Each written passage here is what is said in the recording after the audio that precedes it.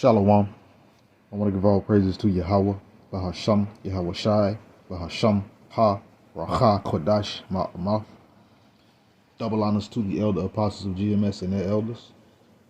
Double honors to my elder, Aharawan Ban Yasharala of the Lions Den Camp, here in Jacksonville, Florida. Salutations to the sincere Akim, pushing his truth and sincerity around the four corners of this earth. I'm Nakar Harab Ban Yasharala, coming out of the Lions Den Camp of Yasharala, located here in Jacksonville, Florida. Now today I'll be coming out with another lesson, and it's on this article.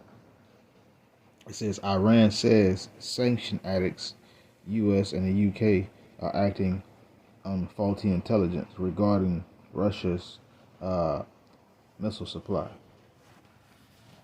It says, Iran has rebuffed Western allegations that it has been supporting short-range missiles to Russia for use in the ongoing Ukraine conflict. It says the country also pledged to respond to new sanctions imposed by a coalition of European nations. It says he argued that the United States and its allies are basing their actions on faulty intelligence. The foreign minister said sanction addicts should ask themselves, how was Iran able to make and supposedly sell sophisticated arms?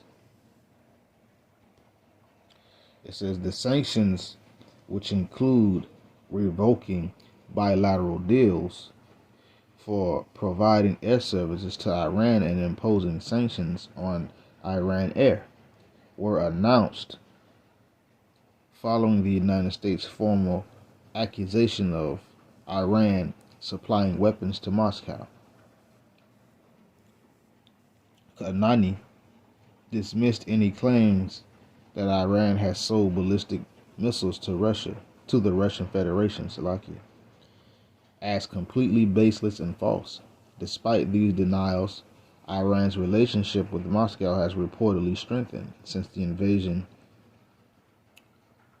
of February 22, with Iran supplying Shahed drones to Russia. So there you go, with Esau, with the tomfoolery, with his lies and everything again, trying to downplay the situation while things are actually becoming more and more hostile, especially when it comes down to World War III. This is Psalms 50, verse 19. It says, Thou givest thy tongue to evil, and thy tongue frameth deceit. And that's what the wicked does. They give their tongue to evil, and their tongue frames deceit. I mean, they make up all kind of lies. They come up with all kind of baseless and false accusations, things they have absolutely no proof about, because the wicked are about narrative spinning, or painting a narrative, or spinning the narrative to their favor. But it's not working anymore. It's the lies, the tomfoolery, and everything that the wicked once did is not working anymore. People are starting to see the truth of how things are really being ran. And that is through the power and spirit of Yahweh Bahasham Yahweh Shai. Let's continue. This is Psalms 52, verse 2. Verse 1. It says, Why boastest thou thyself in mischief, O mighty man? The goodness of Yahweh endureth continually. So right now we already know who the mischief, who the one that claims to be the mighty man, which is Edom, and the wicked, they boast themselves in mischief and making up accusations and coming up with baseless and false claims. That's mischief, because in that character assassination, defamation of character and slander, and these things, bearing false witness, these things are so easily can easily come up, and that's really how the wicked really get on. But the goodness of Yahweh endureth continually. His goodness is going to always continue, and his goodness is always going to reveal the the wickedness of the wicked. Well, let's continue. Verse 2, it says, thy tongue deviseth mischief like a sharp razor, working deceitfully. Thou lovest evil more than good, and lying rather than to speak righteousness. Selah. Thou lovest all devouring words, O thou deceitful tongue. And that's just the truth. When it come down to the wicked, when it come down to we'll say the bloody man, the thief, the liar, the murderer, his tongue deviseth all kind of mischiefs. And as you can see in this article and many other articles that have been brought out over time, their tongue deviseth all kind of mischiefs, all kind of lies, like a sharp razor working deceitfully. And we know a razor is very dangerous. It's sharp. A razor could cut you, and you'll never know you cut until you see that you're bleeding. That's how dangerous a razor is, and that's how the wickedness, the border of wickedness, that's what their mouth does. They frame deceit. So they use their tongues to destroy. They use their lies, those wicked words, to destroy. The wicked also loves evil more than good, and would rather lie than to speak the righteousness, or to speak the truth, I should say, or to speak righteousness.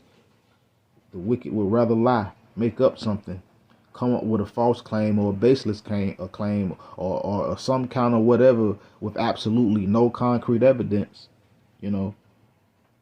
That's what the wicked would rather do. And they love devouring words because they have a deceitful tongue. They love words that'll destroy people. They love words that'll cause problems with people and the things that they have to deal with. This is what the wicked does. But let's continue a few more. Let's go to 55. Let's go Psalm 55 verse 20. It says, he hath put forth his hands against such as be at peace with him. He hath broken his covenant, and the wicked have done that. The bloody man has done that. He has put forth his hands against those that are at peace with him, those that have absolutely no intention or intentions to come against him in any way, form, or fashion. And he break his covenants, meaning he don't keep his words. The bloody man, we already know who the bloody man is. He doesn't keep his words. He lies, he breaks, he goes back on what he said. Continuing, verse 21, my last point. The words of his mouth were smoother than butter, but war was in his heart. His words were softer than oil, yet they are drawn swords. So the words of the bloody man, the wicked, are smoother than what? Butter. But war is in their heart. War is in their la'ab, their mind.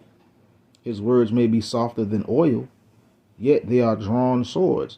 That goes back into, you can relate that back to Psalms 52 and 2.